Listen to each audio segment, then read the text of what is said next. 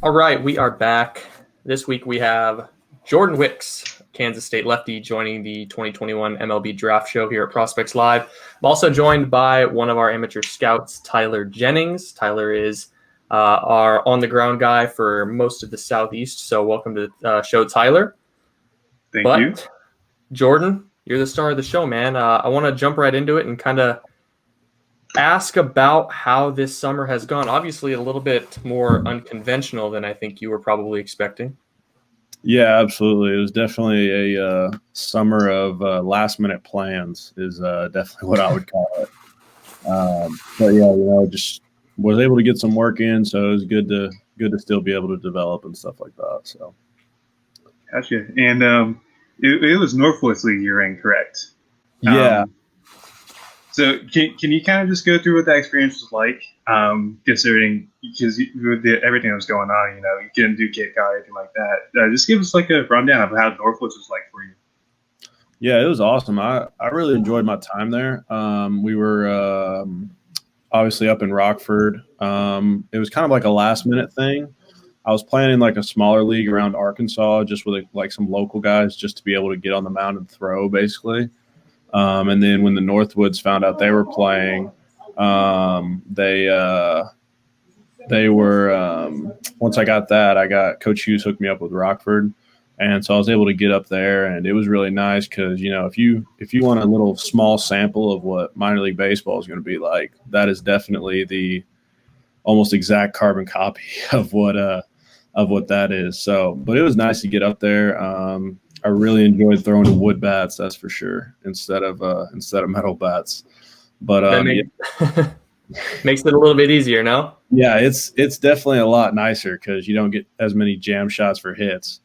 But no, it was great to be able to get up there, and there was a really good crop of talent up in the Northwoods this year. Obviously, with the Cape being down and people needing another place to go play and stuff like that, the Northwoods kind of seemed like it turned into the Premier League in the country last year, and so there was a lot of really good talent, and so just to be around like other really good players and stuff like that, it was nice to kind of turn a lost year into something where I really made big strides overall.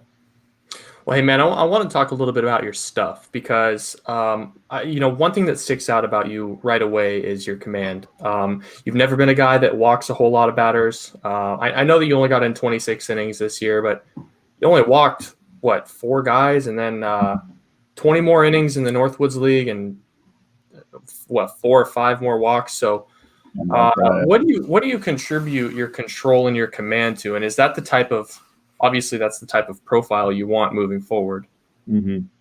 Yeah, I think a lot of it has to do with being real comfortable in my mechanics and in my delivery.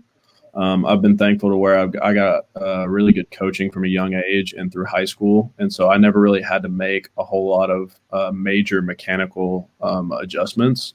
There was always like minor things I would tweak here and there, but for the most part, the big parts of my delivery remain the same.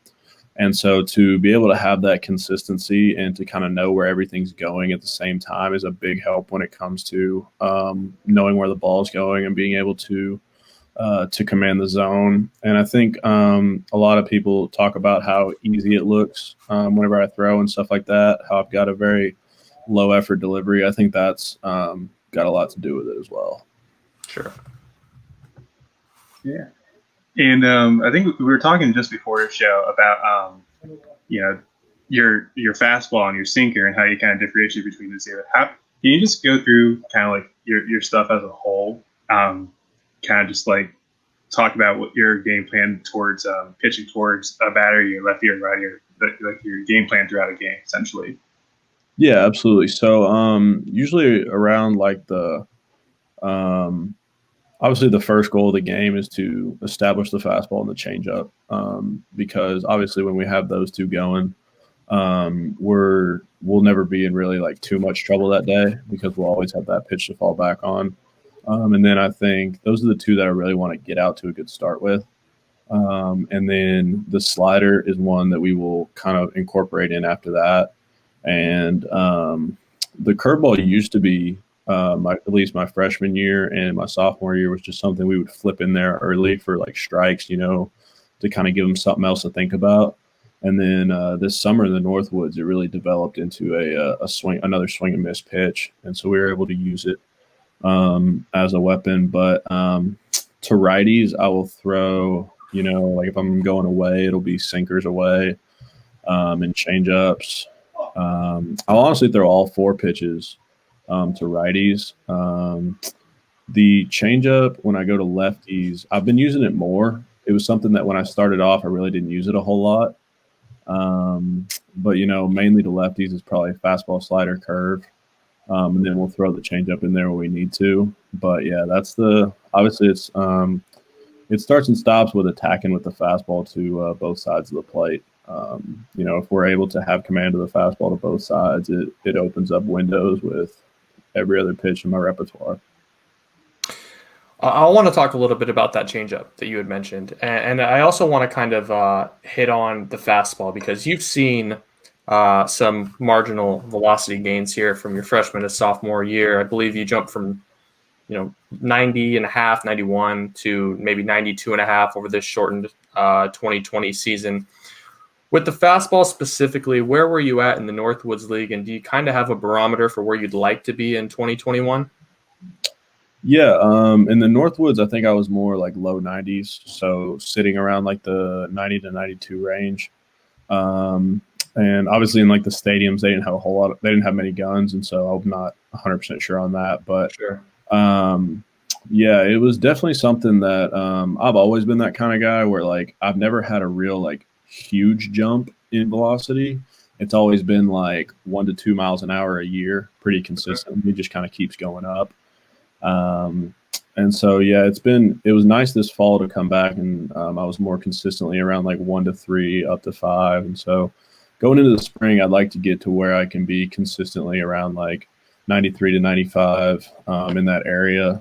And, if I can work around that area, I think it makes everything a lot more effective. Well, let's talk about the changeup then, because that's obviously for most people your best secondary offering, even a primary for some people's money.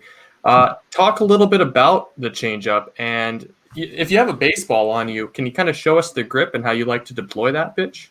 Yeah. So honest with the changeup, it was something that freshman year it had really good action and movement to it, but there was it was almost like I was wanting it. I would start it on the edge, and it would work off the plate to where it wasn't as much of a strike, where I wanted to always be a swing and miss, always wanted people to, like, I was trying to be too perfect with it. And so sophomore year into this summer, I really worked on starting it in the middle and letting the pitch work, which I think is really taking it to a new level. And so what I try and do is I take my 2-seam grip and I literally just move it over to where my 2-seam is thrown with these 2 fingers. And the big key on this is a lot of people teach to like big circle. And so I really take that circle and shrink it to where it's that small, because that adds that extra kind of chokes it in this area, puts a lot of pressure.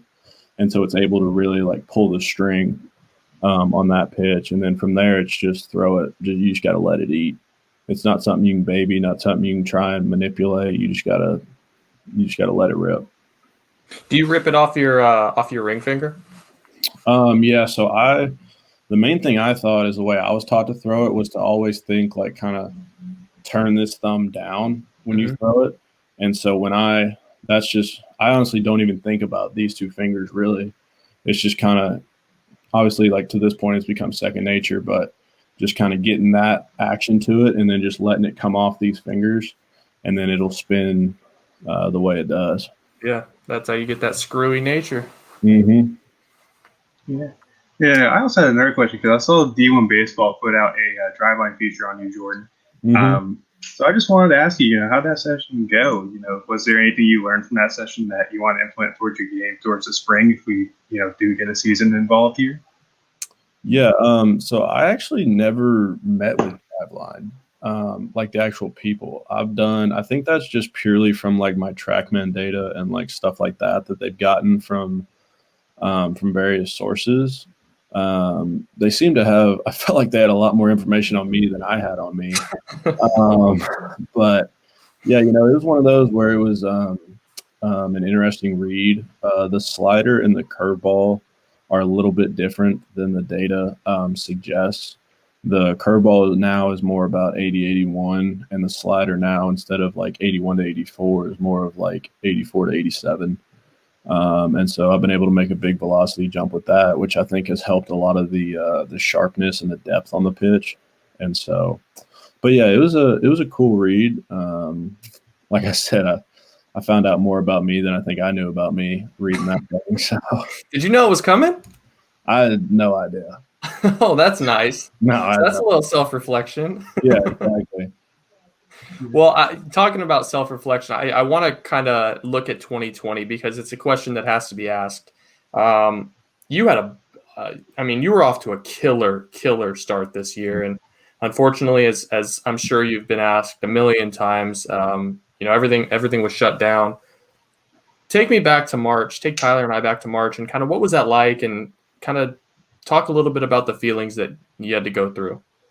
Yeah, it was obviously. I was obviously riding a high through that first part of the season because it was honestly the best I've thrown the ball in my life. I felt like I had made some mechanical adjustments that had allowed me to make really big strides from my freshman to sophomore year. And I felt like the work I had put in the weight room and with those mechanical adjustments had obviously allowed me to get off to that really good start. There was a lot of frustration, I'm sure, with everyone that there was around college baseball because I felt like that was a year where I could really come out and prove myself. But there's things in the world that sports takes a back seat to, and this was definitely one of them. And it's like things aren't going to go your way in life. The key is like what you can make of those situations.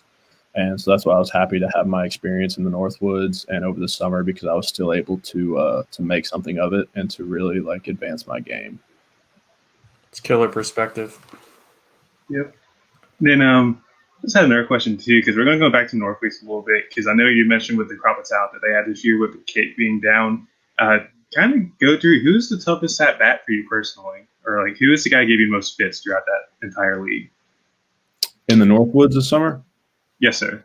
Okay. I mean, I saw the ERA. I can't imagine anybody gave you many fits.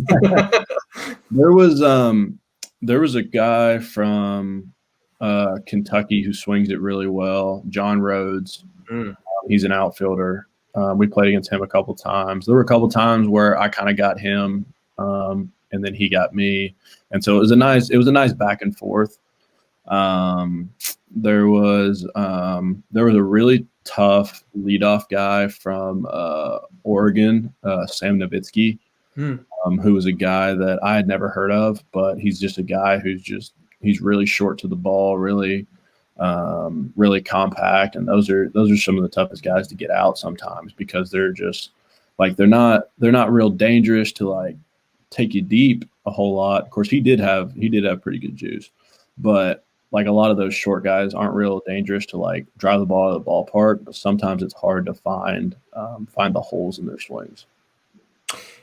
Is there a guy in the Big 12 or in non-conference play outside of the Northwoods League that has just taken you out, giving you fits? The toughest guy I've ever faced, I felt like, was Nick Lofton from Baylor. He was a guy that obviously had the juice, like you could see from him putting one on the train tracks at in 2020. But he was also a guy that like it didn't really feel like he had many weaknesses. He was kind of a guy I always talk about it like you just got to mix it up and honestly hope he hits it at someone because there's just not a whole lot of swing and miss there. There's not a whole lot of and then he's still got the juice to do damage with. So I got one more baseball question, and then Tyler, you can hop in with anything that you've got as well. But Jordan, what's next? You've got 9 months until next July. You're draft eligible this year. Where are you looking to improve? Where are you looking to go? How do you want to best position yourself? Come mid-July. Yeah, I mean, right now I'm focusing on getting stronger, starting my build up for the season. My goal for this season is to win a Big 12 title and to help get my team to Omaha. And that's what I look forward to every week, is to try to go out there and put my team in the best position to win the game, because that's what I'm an ultra competitive guy. I'm a guy that really wants to win every single thing every time. And, I feel like if I go out there and put myself in a position to win every ball game, the rest will take care of itself. God has a plan for me, and I firmly believe that. And, I get to go out there and play a game every day and live my dream. I have a rough life. So I'm just thankful to be able to go out there. And hopefully we get to have a season. And, yeah, that's all I'm worried about. Gotcha. And then just one last question too for me, because your teammates with Carson Seymour, and obviously he's back for 2021. I just want to ask you, you guys kind of bump off ideas off each other, like thoughts, info, anything like that, or is there any competition between you two? Oh, all the time. There's definitely a bond there that we share. We definitely are each other's biggest fans every time we go out there.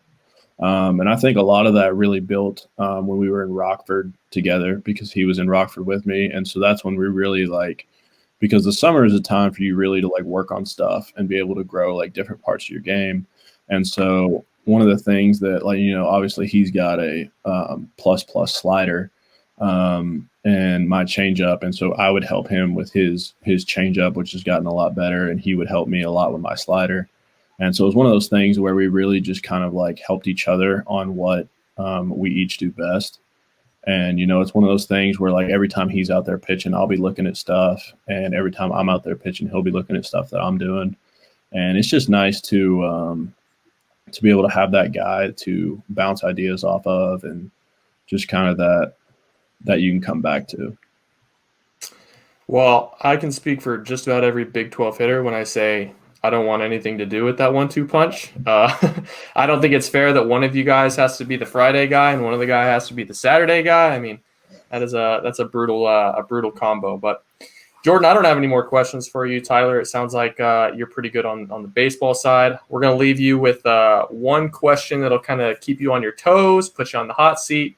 Let's see, what's a good one that we want to do? How about you've traveled now. You've traveled to enough away schools, away stadiums. What school has the wackest fans? Are you talking about rowdiest, or are we talking? No, that would be giving them too much credit. What school needs to show out? Well, that's easy. Baylor. Oh, Baylor, man. You give them the love with Nick Lofton, and then you throw them in the pool. So Baylor has an insanely nice stadium. Their field is insanely nice, everything about it. But they just they do not get students. Students don't come to the games. It's all parents and older people at the games, and it's honestly kind of quiet. And that's coming from a freshman year when they were in first place in the Big 12 and had a really good team. And so it's just because you go to places like Texas and TCU where it is just rowdy and they just get after you. And then Baylor is just kind of at times it's kind of playing in a library. So they'll probably let me hear that when I go to. Yeah, man. Nick Lofton isn't there anymore. You don't have any fans. Yeah, that's all right. If I can survive Austin, I can survive Waco. So yeah, there you go. Well, hey, man, we're looking forward to some Big 12 baseball this year, whenever it takes place, February, March. We're looking forward to it. Looking forward to seeing you tee off against some of the other greats like Ty Madden and some other Big 12 arms. So, hey, man, we're rooting for you. We're big fans of you over here at Prospects Live, and looking forward to seeing what you bring to the bump this spring. Awesome. I appreciate it. Thanks, guys. All right, man. Take it easy.